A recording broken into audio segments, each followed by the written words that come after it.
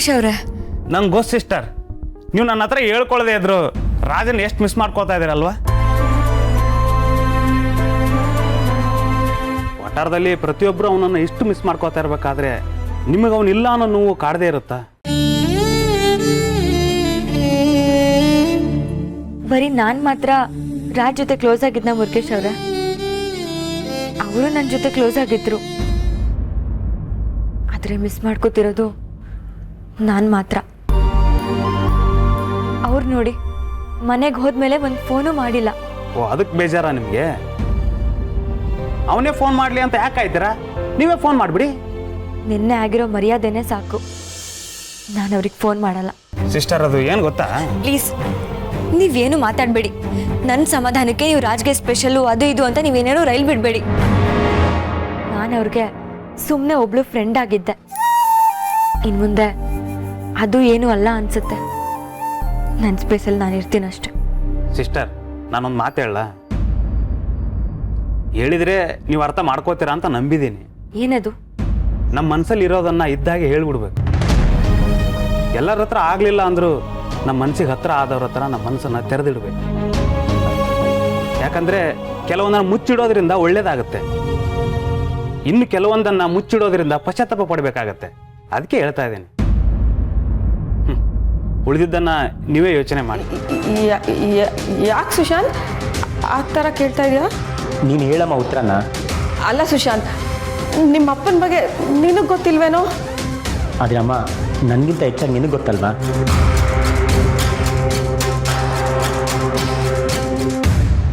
ನೋಡು ಸುಶಾಂತ್, ನಿಮ್ಮ ಅಪ್ಪನ ಹೆಸರಲ್ಲಿ ಮಾತ್ರ ಧರ್ಮ ಇಲ್ಲ. ಅವ್ರು ಮಾಡೋ ಕೆಲಸ, ಮಾಡೋ ಆಲೋಚನೆ, ಪ್ರತಿ ವಿಷಯನೂ ಧರ್ಮದಿಂದಾನೇ ಇರುತ್ತೆ ಕಣೋ.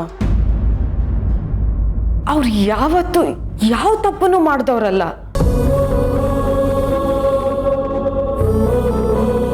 ನೋಡು ಸುಶಾಂತ್, ನೀನು ಯಾಕೆ ಈ ಥರ ಕೇಳ್ತಾ ಇದೀಯಾ ನನಗಂತೂ ಗೊತ್ತಿಲ್ಲ. ಬಹುಶಃ ನಿಮ್ಮಪ್ಪ ನಿನ್ನ ಮನೆಯಿಂದ ಆಚೆ ಹಾಕಿದ್ದಕ್ಕೆ ನೀನು ಈ ಥರ ಕೇಳ್ತಾ ಇರ್ಬೋದು.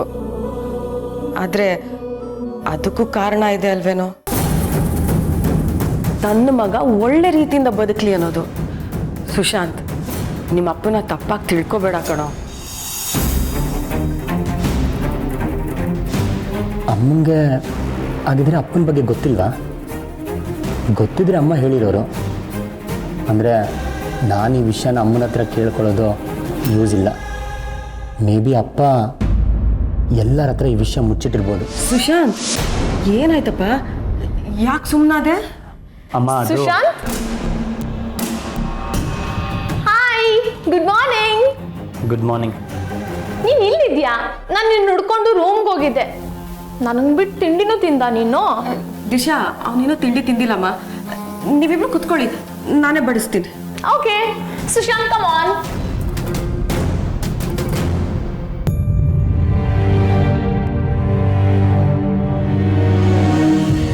ಸುಶಾಂತ್, ನಾನಿವತ್ತು ಫುಲ್ ಸುತ್ತಾಡಬೇಕು. ಯಾವುದಾದ್ರೂ ರೆಸ್ಟೋರೆಂಟಿಗೆ ಹೋಗೋಣ, ಇಲ್ಲ ಈವ್ನಿಂಗ್ ಪಬ್ಗೆ ಹೋಗೋಣ? ಅಯ್ಯೋ ದಿಶಾ, ಇವತ್ತು ಆಗಲ್ಲ ಕಣಮ್ಮ. ವಾಯ್? ಇವತ್ತು ನಿಮ್ಮ ಮಾವ ಸುಶಾಂತ್ಗೋಸ್ಕರ ಮನೇಲಿ ಒಂದು ಪಾರ್ಟಿ ಇಟ್ಕೊಂಡಿದ್ದಾರೆ. ಸಂಜೆ ಗೆಸ್ಟ್ಗಳೆಲ್ಲ ಬರ್ತಾರೆ. ಇವತ್ತು ನೀವು ಆಚೆ ಹೋಗೋ ಪ್ರೋಗ್ರಾಮ್ ಇಟ್ಕೋಬೇಡಿ. ಓ, ಹಾಗಿದ್ರೆ ನಾಳೆ ಹೋಗ್ತೀವತ್ತೆ. ಓಕೆ ಅಲ್ವಾ ಸುಶಾಂತ್? ಸಾರಿ, ನಾನು ಬರಲ್ಲ. ವಾಯ್ ಸುಶಾಂತ್, ನನ್ನ ಜೊತೆ ಸುತ್ತಾಡ್ಬೇಕು ಅಂತ ಅನಿಸ್ತಿಲ್ವಾ ನಿನ್ಗೆ? ನನ್ಗಂತೂ ತುಂಬಾ ಬೋರ್ ಆಗ್ತಿದೆ. ಎಷ್ಟು ದಿನ ಆಯ್ತು ನಾವು ಆಚೆ ಸುತ್ತಾಡಿ. ಪ್ಲೀಸ್ ಬಾ. ಹೌದು ಸುಶಾಂತ್, ಹೋಗ್ ಬಾ, ನಿನಗೂ ಒಂದು ಚೇಂಜ್ ಇರುತ್ತೆ. ಇಲ್ಲಮ್ಮ. ಅದೆಲ್ಲ ನನಗೆ ಗೊತ್ತಿಲ್ಲ. ನೀನ್ ಬರ್ಬೇಕು ಅಂದ್ರೆ ಬರ್ಬೇಕು ಅಷ್ಟೇ. ಸಾರಿ, ನಾನು ಎಲ್ಲಿಗೂ ಬರಲ್ಲ. ಅತ್ತೆ, ಯಾಕೆ ಸುಶಾಂತ್ ಈ ತರ ಆಡ್ತಿದ್ದಾನೆ? ಅವ್ನು ಯಾಕೆ ನನ್ನ ಜೊತೆ ಬರ್ತಿಲ್ಲ? ದಿಶಾ, ನಿನ್ನ ಜೊತೆ ಅಂತಲ್ಲಮ್ಮ, ಅವನಿಗೆ ಬಹುಶಃ ಮೂಡ್ ಸರಿ ಇಲ್ಲ, ಅದಕ್ಕೆ ಹೀಗಾಡ್ತಾ ಇದ್ದಾನೆ. ದಿಶಾ, ದಿಶಾ ತಿಂಡಿ ತಿನ್ಕೊಂಡು ಹೋಗೆ.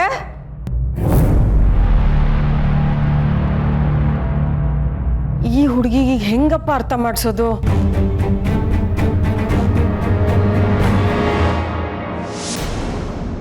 ಅವ್ರು ಕೇಳ್ಕೊಂಡು ಬಂದಿದ್ದು ಆರಾಧನಾ. ಅವಳೇ ಉತ್ತರ ಕೊಡ್ತಿದ್ಲು. ನೀವ್ಯಾಕ್ರಿ ಈ ಥರ ಎಲ್ಲ ಮಾತಾಡಿ ಬಂದವ್ರನ್ನ ಆಚೆ ಕಳಿಸಿದ್ರಿ? ಅವಳೇನು ಹೇಳ್ತಾ ಇದ್ಲು? ನನ್ನ ಜೊತೆ ರಾಜಿಲ್ಲ, ಅವನಿಲ್ದ ನಾನು ಯಾವ ಕಾರ್ಯಕ್ರಮನ ಒಪ್ಕೊಳ್ಳಲ್ಲ ಅಂತ ಹೇಳ್ತಾ ಇದ್ಲಾ? ಆಗ ಅವ್ರೇನು ತಿಳ್ಕೊತಾ ಇದ್ರು ಹೇಳು?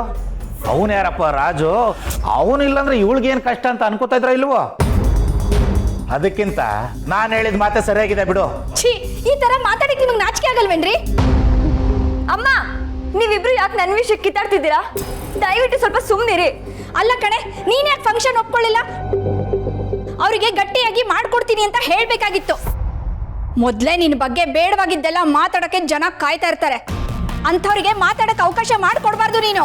ಓಹೋ, ನನಗೆ ಟಾಂಟ? ಅಲ್ಲಮ್ಮ ಆರಾಧನಾ, ನಿಮ್ಮ ಅಮ್ಮಂಗೆ ಆಪರೇಷನ್ ಮಾಡಿಸಿ ಹಾರ್ಟ್ ಗಿಟ್ ಬೇರೆದಾಗ್ಸಿದೆ ಹೆಂಗೆ? ಆಪರೇಷನ್ ಆದಾಗಳಿಂದ ನಾನು ಮಾತೇ ಕೇಳ್ತಾ ಇಲ್ಲ, ಅದಕ್ಕೆ ಸ್ವಲ್ಪ ಡೌಟು.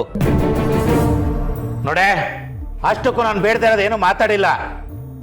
ಈಗಾಗಲೇ ಇವಳು ಇವೆಂಟ್ ಮಾಡಿ ಉದ್ಧಾರ ಮಾಡಿರೋದು ನಾನು ನೋಡಿದ್ದೀನಿ, ಅದಕ್ಕೆ ಬಂದರ್ನ ವಾಪಸ್ ಕಳಿಸಿದ್ದು. ಇವಳು ಪಾರ್ಟ್ನರ್ ಬೇರೆ ಇಲ್ವಲ್ಲ. ಇವಳು ಪಾರ್ಟ್ನರ್ ಇಲ್ಲದೆ ಯಾರು ಏನು ಬಂದು ಕೇಳಿದ್ರು ಇವಳು ಒಪ್ಕೊಳ್ಳಲ್ವಲ್ಲ.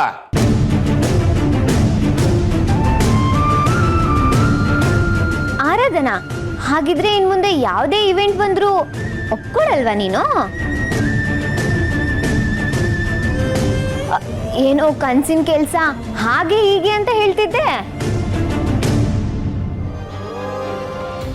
ಅಮ್ಮ, ನಿನಗೆ ನಿನ್ನ ಮಗ ಎತ್ತರಕ್ಕೆ ಬೆಳಿಬೇಕು ಅನ್ನೋ ಆಸೆ ಇದೆ ಅಲ್ವಾ? ಹೌದು. ಪ್ಲೀಸ್ ಅಮ್ಮ, ನನ್ನ ನಗ್ನಗ್ತಾ ಕಳಿಸ್ಕೊಡು. ಸುಶಾಂತ್, ಸುಶಾಂತ್, ಏನು ಇದು ಹುಚ್ಚನ್ ತರ ಮಾತಾಡ್ತಿದ್ಯಾ? ಈಗಷ್ಟೇ ಮನೆಗೆ ಬಂದಿದ್ಯಾ, ಅಷ್ಟು ಬೇಗ ಬ್ಯಾಗ್ ಇಟ್ಕೊಂಡು ಹೊರಟಿದ್ಯಾ? ಅಕ್ಕ, ನಾನೇನು ದೇಶಾಂತರ ಹೋಗ್ತಿಲ್ಲ, ಇದೇ ಊರಲ್ಲಿ ಇರ್ತೀನಿ, ನಿಮ್ಗೆಲ್ಲ ಸಿಗ್ತಾ ಇರ್ತೀನಿ. ಅಲ್ಲಿ ತನಕ ಅಪ್ಪ ಅಮ್ಮನ ಚೆನ್ನಾಗಿ ನೋಡ್ಕೊ. ಆರಾಧನಾ, ನನ್ನನ್ನು ಕ್ಷಮಿಸ್ಬಿಡೆ. ನೀನು ಪಾರ್ಟಿಗೆ ಹೋಗಲ್ಲ ಅಂದ್ರೂ ನಾನೇ ನಿನ್ನನ್ನು ಒತ್ತಾಯ ಮಾಡಿ ಕಳಿಸ್ದೆ. ನನಗೂ ಗೊತ್ತಿರಲಿಲ್ಲ ಹೀಗೆಲ್ಲ ಆಗತ್ತೆ ಅಂತ. ಅಮ್ಮ, ಈ ವಿಷಯನ ಇಲ್ಲಿಗೆ ಬಿಟ್ಬಿಡು. ಎಲ್ಲ ಮುಗೀತು. ಇನ್ಮುಂದೆ ನನ್ನ ಎದುರು ರಾಜ್ ಅನ್ನೋ ಹೆಸರನ್ನ ಎತ್ತಬೇಡ. ನನಗೆ ತುಂಬಾ ಹತ್ತಿರದವರು ನನ್ನ ಜೊತೆ ಇರೋ ಸ್ನೇಹನ ಕೊನೆ ತನಕ ಉಳಿಸ್ಕೋತಾರೆ ಅನ್ನೋ ದೊಡ್ಡ ಭ್ರಮೇಲಿದ್ದೆ. ಆದ್ರೆ ಅವರು ನನಗೆ ಸತ್ಯನ ಅರ್ಥ ಮಾಡಿಸಿದ್ರು. ನನ್ನ ಅವ್ರ ಮಧ್ಯೆ ಇರೋ ಗೋಡೆನ ತೋರಿಸ್ಕೊಟ್ರು. ಇದೆಲ್ಲ ಗೊತ್ತಾದ್ಮೇಲೂ ಇದನ್ನ ಮುಂದುವರ್ಸೋದ್ರಲ್ಲಿ ಅರ್ಥ ಇಲ್ಲ. ಇನ್ನವ್ರು ಯಾವ ಫ್ರೆಂಡ್ಶಿಪ್ಪು, ಯಾವ ನೆನಪು ನನಗೆ ಬೇಡ ಅಮ್ಮ. ನನ್ನ ಜೀವನದಲ್ಲಿ ರಾಜ್ ಅನ್ನೋ ಪಾತ್ರ ಮುಗ್ದೋಯ್ತಮ್ಮ. ಮುನಿಯಮ್ಮ,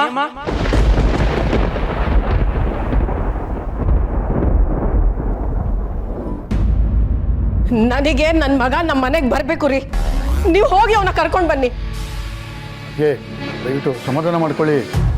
ಇಲ್ಲ, ನಿಮ್ಮ ಸಮಾಧಾನದ ಮಾತುಗಳು ನನಗೆ ಬೇಕಾಗಿಲ್ಲ ಮೂರ್ತಿ.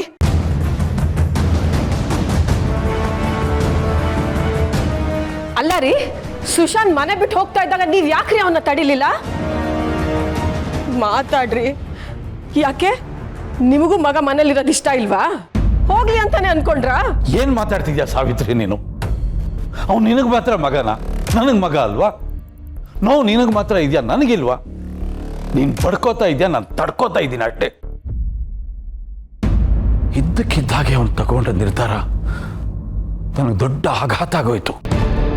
ನಾನು ನಿರೀಕ್ಷೆ ಮಾಡಿರಲಿಲ್ಲ ಸಾವಿತ್ರಿ.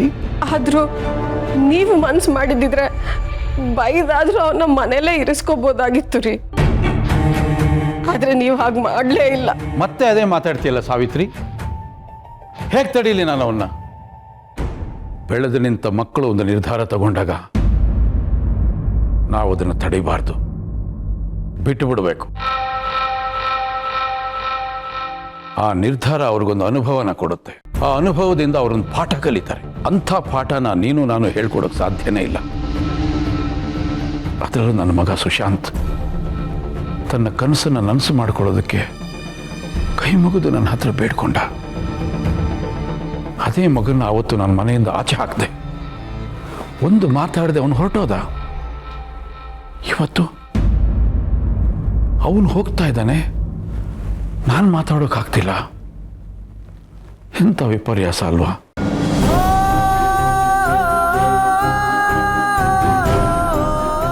ಅಲ್ಲ ಮಾವ, ಅದೆಲ್ಲ ಏನೇ ಇದ್ರು ಸುಶಾಂತ್ ಪಾರ್ಟಿ ಮಧ್ಯದಲ್ಲಿ ಯಾಕೆ ಹೋದ? ಹೀಗೆ ಇದ್ದಕ್ಕಿದ್ದಂಗೆ ಹೋಗೋದು ತಪ್ಪಲ್ವಾ? ಅದು ಏನೇ ಇದ್ರೂ ನಾವೆಲ್ಲ ಕುತ್ಕೊಂಡು ಆಮೇಲೆ ಮಾತಾಡ್ಬೋದಿತ್ತು. ಮನೆಯಿಂದ ಆಚೆ ಹೋಗಿನೇ ಕನ್ಸನ್ನೆಲ್ಲ ನನ್ಸ್ ಮಾಡ್ಕೋಬೇಕಾ? ಇದ್ದೇ ನನ್ನ ಪ್ರಶ್ನೆ. ಅವನೇನೋ ಯಾವ್ದೋ ಉತ್ಸಾಹದಲ್ಲಿ ನಾ ಮನೆಯಿಂದ ದೂರ ಹೋಗಿ ಏನೋ ಸಾಧಿಸ್ತೀನಿ ಅಂತ ಹೇಳ್ಬಿಟ್ರೆ ನೀವೆಲ್ಲ ಯಾಕೆ ಸುಮ್ಮನಿದ್ರಿ?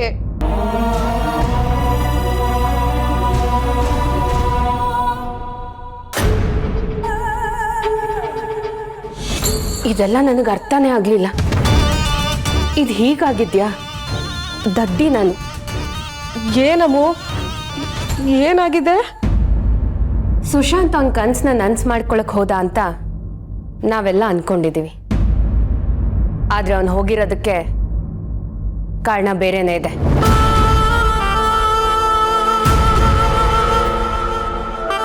ಏನ್ ಮಗಳೇ ನೀನು ಹೇಳ್ತಾ ಇರೋದು? ಏನ್ ಕಾರಣ? ಅವನವನ ಫ್ರೆಂಡ್ ಆರಾಧನಾ ಮಾತು ಕೇಳ್ಕೊಂಡು ಮನೆ ಬಿಟ್ಟು ಹೋಗಿದ್ದಾನೆ.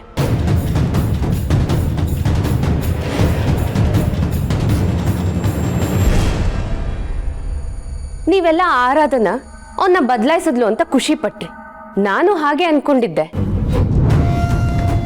ಆದ್ರೆ ಇವತ್ತು ಸುಶಾಂತ್ ತಗೊಂಡಿರೋ ಈ ನಿರ್ಧಾರದಿಂದ ಅವಳೇ ಇರೋದು.